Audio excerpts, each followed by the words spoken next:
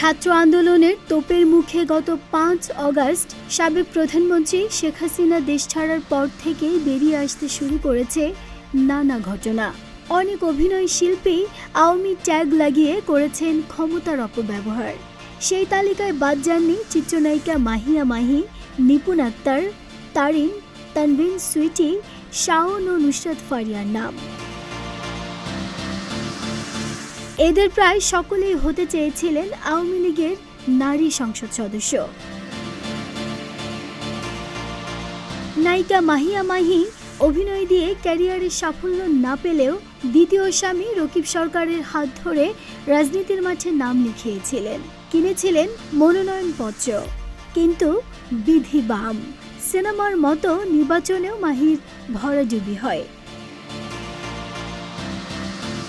রাজনীতি আর সিনেমাই নয়, ব্যক্তিগত জীবনেও উচ্ছৃঙ্খল জীবনযাপনের জন্য বিতর্কিত হয়েছেন এই নায়িকা।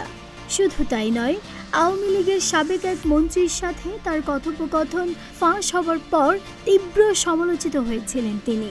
হাতে তেমন কোনো সিনেমা না থাকলেও তার বিলাসবহুল জীবনযাপনও ছিল চোখে পড়ার মতো। অন্যদিকে চিত্রনায়িকা নিপুণ আক্তারও কম নন। ঢালিউডের ফ্লপ খ্যাত এই নায়িকা চলচ্চিত্র দিয়ে দর্শক মনে জায়গা না পেলেও রাজনীতির মাঠে ছিলেন বেশ সরব। আওয়ামী ট্যাগ লাগিয়ে শিল্পী সমিতির নির্বাচনেও দেখিয়েছিলেন রাজনীতির দাপট। ভোটে হেরেও আওয়ামী লীগ নেতার প্রশ্রয়ে জায়গা পেয়েছিলেন শিল্পী সমিতির সাধারণ সম্পাদক পদে। ঢালিপাড়ায় কান পাতলেই শোনা যায় আওয়ামী লীগের প্রভাবশালী নেতা শেখ সেলিমের প্রেমিকা হয় প্রভাব খাটিয়ে তিনি বিভিন্ন সময়ে আইন বহির্ভূত কাজ করতেন। এতেই থেমে থাকেননি নিপুণ।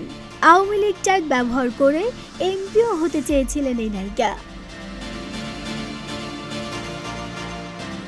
এদিকে মাহি নিপুণ ছাড়াও এই তালিকায় ছিলেন নুসরাত ফারিয়া, তারিন, তানভিন সুইটি ও হুমায়ুন পত্নী শাওনও।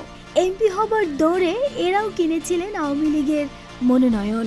সংরক্ষিত নারী আসন থেকে মনোনয়ন কিনেছিলেন শাওনও। ডেস্ক রিপোর্ট, প্রতিদিনের বাংলাদেশ।